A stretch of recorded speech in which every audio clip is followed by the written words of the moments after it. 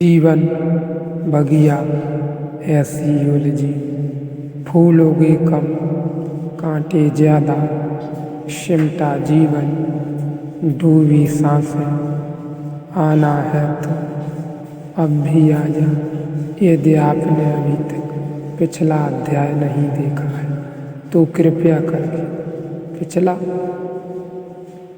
अध्याय देखें, उसके बाद ही इस अध्याय में प्रवेश करें। यह कभी कोई सोच भी नहीं सकता था कि ऐसा वक्त भी आएगा कि कोई आदमी गौरव से कहेगा, पश्चिम में आज यह हालत हो गई है कि लोग एक दूसरे से पूछने लगे हैं मनोविश्लेषण करवाया या नहीं। जिसने नहीं करवाया वह दीन अनुभव करता है। इसका मतलब यह है कि वह अफोर्ड नहीं कर सकता, क्योंकि मनोविश्लेषण महंगी चीज़ है। मन का विश्लेषण बड़ी महंगी चीज़ है। 5 साल 3 साल या 2 साल लगते हैं, हज़ारों डॉलर का खर्च भी हो जाता है। तो जो बहुत समृद्ध हैं वे कहते हैं एक बार नहीं 3 बार करवा चुके हैं। जो बहुत समृद्ध हैं वे नियमित करवाते ही रहते हैं। बंधा हुआ वक्त है उनका हर सप्ताह 2 बार मनोचिकित्सक के पास जाना और मन का विश्लेषण करवाते रहना। मन का रोग इतना सामान्य हो जाएगा यह कभी सोचा नहीं था, लेकिन होने का एक ही कारण है कि अगर आप शिक्षा देंगे, संस्कृति देंगे, सभ्यता देंगे, प्रत्येक व्यक्ति को बहुत कुछ सिखाएंगे, मन विकसित होगा, गांठ सघन हो जाएगी। और जब मन विकसित होगा तो उसकी और क्षमताएं भी जो हैं प्रोजेक्ट करने की वे भी विकसित हो जाएंगी। वे इतनी विकसित हो जा सकती हैं कि आपको अपने मन से तृप्ति ही मालूम न पड़े और आपको मन के लिए और सारे की ज़रूरत पड़ जाए। LSD और मारिजुआना इसी तरह की चीज़ें हैं जो आपके मन को और ज़्यादा प्रोजेक्टिव कर देती हैं। जो रंग आपने कभी नहीं देखे अपने मन से, वे आपको LSD के प्रभाव से दिखाई पड़ने शुरू हो जाते हैं। जो सौंदर्य आपने कभी नहीं देखा वह चारों तरफ फैल जाता है। हक्सले ने अपने संस्मरणों में लिखा है कि जब मैंने पहली दफ़ा मैस्कलीन लिया तो मेरे सामने जो कुर्सी रखी थी वह थोड़ी ही देर में ऐसी तरंगित हो गई कि मैंने कोई इंद्रधनुष नहीं देखा है। कुर्सी थोड़ी ही देर में उसमें किरणें प्रकट होने लगी। वॉन गॉन ने पश्चिम में के एक बहुत बड़े चित्रकार ने कुर्सी का नाम एक चित्र बनाया है। उसकी कुर्सी को मानने को कोई तैयार नहीं था जब तक हक्सले ने अपना संस्मरण नहीं कर लिखा। 150 साल पहले बनाया उसने, क्योंकि उसकी कुर्सी रंग बिरंगी थी जैसे कुर्सी होती नहीं। उसने इंद्रधनुष खींचा था। लोगों ने कहा सिर्फ कल्पना है, ऐसी कहीं कुर्सी होती नहीं या हो नहीं सकती। लेकिन अब आल्डोस हक्सले ने अपना मैस्कलीन का संस्मरण लिखा। उसमें लिखा कि मैस्कलीन के प्रभाव में मेरे सामने की कुर्सी खो गई और ऐसी अलौकिक और ऐसी पारदर्शी और ऐसी संलग्नी कुर्सी कहाँ खड़ी हो गई कि उस क्षण मैं मर जाता तो मुझे ऐसा न लगता कि मैंने कुछ भी अनुभव खोया है। वह अनुभव कुर्सी का इतना प्रगाढ़ था और इतना तीव्र था।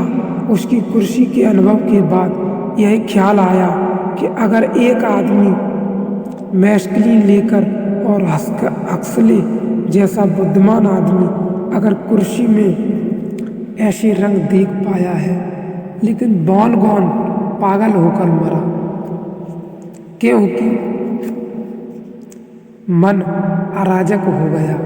वह सब देखने लगा जो नहीं ही, जो कभी नहीं थे, जो हुए ही नहीं। वह सब देखने लगा जो भीतर से ही बाहर की तरफ फैला जाता है और आरोपित हो जाता है। हम सब भी छोटे मोटे रूप में यह काम जारी रखते हैं। जब तक 1 रुपये को प्रेम करने वाला आदमी के हाथ में रुपया होता है तो आप यह मत सोचना कि जितना आपको दिखाई पड़ता है उतना ही उसको दिखाई पड़ता हो। कुछ उसे दिखाई पड़ता है जो जिसने रुपये को प्रेम नहीं किया उसे कभी पता ही नहीं चल सकता। वह सिर्फ उसी को दिखाई पड़ता है। मैं एक सज्जन को जानता हूँ, दूसरों के नोट को भी वे हाथ में ले लेते हैं, तो ऐसे कि कोई प्रेमी की अपनी प्रेसी को ऐसे अपने हाथ में लेगा। उसे ऐसा उलट पलट कर देखते हैं कि किसी कवि ने कभी किसी फूल को नहीं देखा होगा। उनके चेहरे से सब कुछ टपकता हुआ मालूम पड़ने लगता है। उस रुपये पर उनके बीच एक ऐसा रुपया और उनके बीच ऐसा संबंध जुड़ जाता है जो कि कल्पनातीत है। अब इस आदमी को लोग कहेंगे कंजूस है क्योंकि वह पैसा खर्च नहीं कर सकती। पैसा खर्च करना असंभव है, लेकिन हमें पता ही नहीं कि वे किस कविता में जी रहे हैं, किस कविता से देख रहे हैं, वे किस काव्य का अनुभव कर रहे हैं। हमें पता ही नहीं। उनकी हालत वही है जो किसी कवि की होती है। कवि को हम आदर देते हैं, उनको हम आदर नहीं देते। उनका कारण कुल इतना है कि कभी हमसे कुछ नहीं छीनता, वे रुपए छीन लेते हैं और कोई फर्क नहीं है। कवि को कहते हैं ठीक है, देखो सपने आकाश में कोई हर्जा नहीं, क्योंकि किसी के सपने तो नहीं छीनता। यह आदमी भी सपने देख रहा है रुपए में, लेकिन यह जरा उपद्रवी मालूम पड़ता है। इसलिए समाज इसको घृणा करेगा, क्रोध करेगा कि यह आदमी बुरा है, पापी है। मगर इसमें और कवि से कोई फर्क नहीं। फर्क इतना ही है कि इसकी कविता को ऑब्जेक्ट रुपया है, इसका जो रोमांस है वह रुपए के साथ चल रहा है। इसलिए जो रुपए को प्रेम करता है वह फिर भी किसी को प्रेम नहीं कर पाता।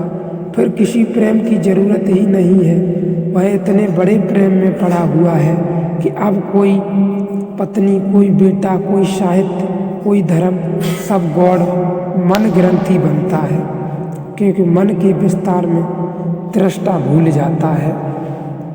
जब यह आदमी रुपए को देख रहा होता है तब यह मानना बिल्कुल असंभव है कि यह आदमी होता भी है, रुपया ही होता है और इसके भीतर कोई देखने वाला नहीं होता।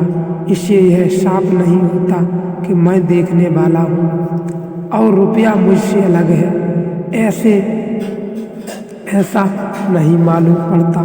यह आदमी रुपया ही हो जाता है। मन का अर्थ हुआ चेतना जब दृष्टा को भूल जाती है, साक्षी को भूल जाती है, तभी तरंगित होकर उपाधिग्रस्त हो जाती है। यह पहली ग्रंथि है। प्राण दूसरी ग्रंथि कहा है ऋषियों ने। प्राण हम सब प्राण से भी बड़ी बुरी तरह आकर्षित हैं। प्राण से आकर्षित का अर्थ होता है कि जो जीव बेसड़ा किसी भी तरह जियो, बिना इसकी फिक्र किए कि क्यों जीना है। कोई आदमी नहीं पूछता कि क्यों जियो, क्यों जीना है, बस जियो। जैसे जीना अपने आप में पर्याप्त है। और जो आत्मा की, प्राण की आकर्षण की विधि है वह क्यों है, वह अगले अध्याय में समझेंगे।